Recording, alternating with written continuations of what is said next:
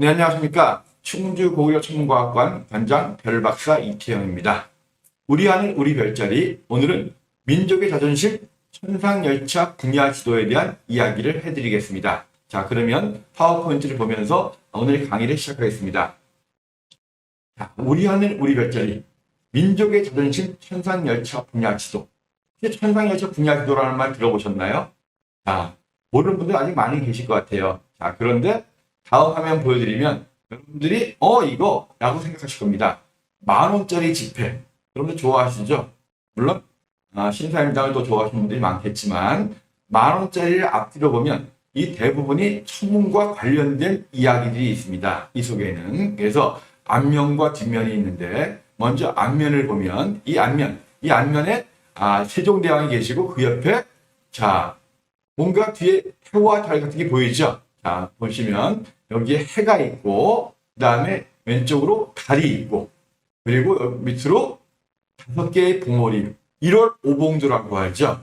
다시 1월 오봉조라고 하는데 이 1월 오봉조라는 것은 다시 말해서 해와 달, 오봉은 오행성을 뜻하는 것입니다.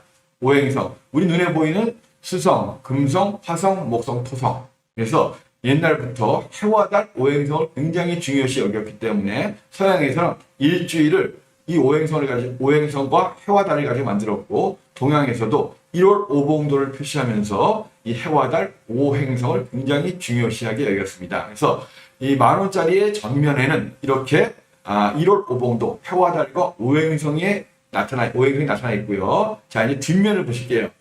자, 여기도 뭔가 별도 보이고 막 이상하게 이 별과 관련된 천문학과 관련된 이런 장비들이 보이죠.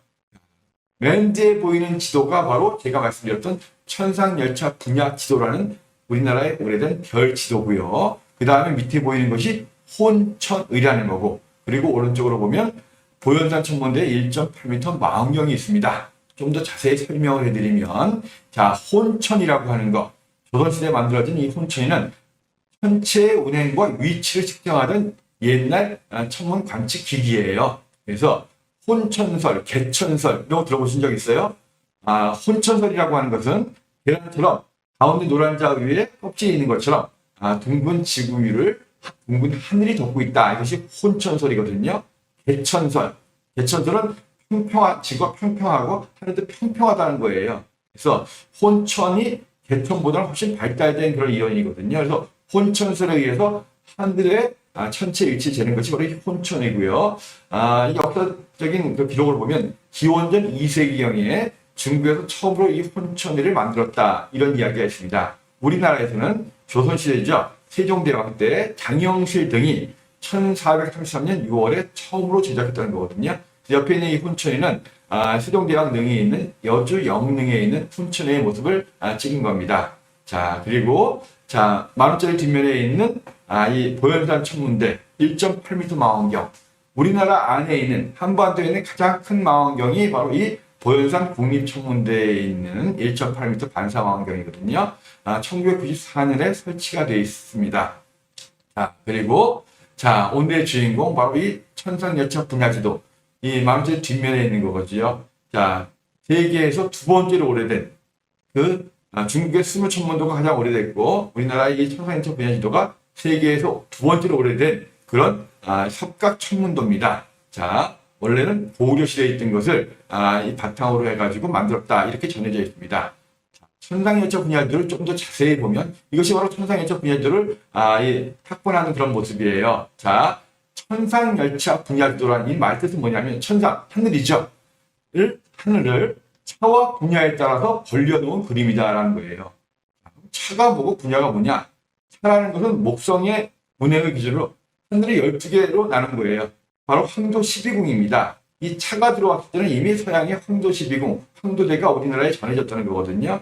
그래서 처음에 이 하늘 지도가 만들어질 때는 아마 이 차가 없었을 겁니다. 목성을 다른 말로 세성이라고 부릅니다. 세월을 나타내는 별이라고 해가지고 이 황도대를 1년에 한 군데씩 움직이거든요. 왜냐하면 목성의 공전 주기가 12년이기 때문에 그렇습니다. 그래서 여기 보면 천상열차 분야지도는 바깥에 12개의 별자리가 쭉 있습니다. 이것이 바로 차고요. 그 다음에 분야라는 건 뭐냐면 28수. 자, 우리나라의 황도 별자리가 바로 28수거든요. 28수는 크고 작습니다. 그래서 이 천상열차 분야지도 보면 이렇게 선들이 많죠. 이 선이 어떤 건 넓고 좁고 합니다. 이 선들로 나눠져 있는 구역이 28수 구역이에요. 그래서 자, 목성이 움직이는 황도대 차 12개의 차와 28수 분야에 따라서 하늘의 별자리를 정리한 것을 천상열차 분야지도라고 합니다. 이 천상열차 분야지도에는 우리나라에서 볼 수 있는 1467개의 별들이 밝기에 따라서 좀 크고 작고 이렇게 사겨져 있습니다. 그래서 처음 만들어진 것은 1395년 조선 태조 4년이에요. 만들었는데 이것이 이제 석각을 했는데 나중에 이것이 조금 마모가 되고 하다 보니까 숙종 때인 1687년에 다시 만들었습니다. 그 숙종본이라고 하거든요.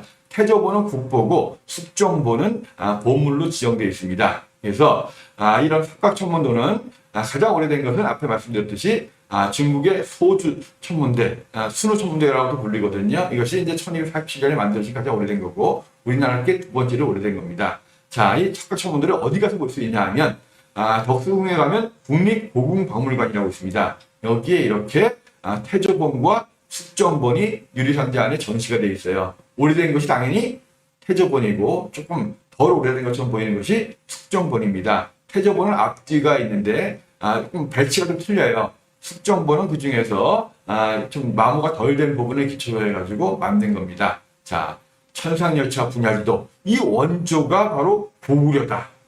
고구려는 대국이었죠. 그래서 하늘의 별을 관측하면서 달력을 만들 수 있는 이런 나라였습니다. 그래서 원래 이 석각천문도가 고구려의 평양성에 있었는데 이것이 고구려가 멸망하면서 이 천문도를 뺏기지 않으려고 대동강물에 버렸다고 하는 거예요. 그래서 그 후로 우리나라에 천문도가 없었는데 태조 이성계가 1392년 조선을 개국할 때 어느 백성이 그 잃어버렸던 그 석각천문도의 탑본을 갖다가 바쳤다는 겁니다. 왕이시여 하늘뜰을 받들어서 백성들을 잘 인도해 주십시오. 그래가지고 이 석각천문도를 다시 만들게 되었다 하는 것이 우리가 알고 있는 정설입니다. 그래서 이 석각천문도인 천상열차 분야지도 여기에 보면 요 원은 적도고 이쪽으로 황도가 있습니다. 태양이 지나는 황도를 따라서 자 동쪽에는 청룡이 있습니다. 동방청룡 들어보셨을지 모르겠어요. 그래서 푸른색 동방청룡이 있는데 이 청룡이 바로 뭐냐 하면 태양이 가을에 머무는 별자리예요. 우리가 볼 때는 결국은 봄에 보이는 거죠. 그리고 자 북쪽에는 현무가 있습니다. 북쪽에 보이는 것은 태양이 겨울에 머무는 곳이니까 실제 밤하늘을 볼 때는 여름철 별자리에 해당되겠죠. 현무가 있고요. 자, 황도를 따라서 자 서쪽에는 백호가 있습니다. 자 백호는 태양이 봄에 머무는 별자리이기 때문에 실제로는 가을철 별자리가 되겠죠. 그리고 자 태양이 남쪽에 머무는 곳 남쪽에는 주작이 있습니다.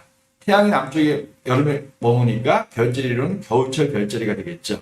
이렇게 해서 천상열차 분야지도 제가 이 차와 분야를 설명드렸고 황도에 따라서 있는 청룡, 백호, 주작, 현무의 설명을 드렸습니다. 좀 다시 한번 정리하면 천상열차 분야지도의 별자리는 3원 28수라고 합니다.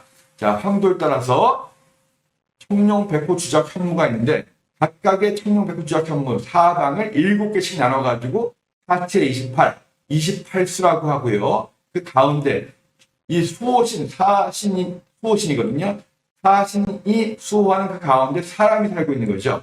가운데 북성 주변에는 바로 황제가 있는 궁궐이 있습니다. 이걸 자미원이라고 하고요.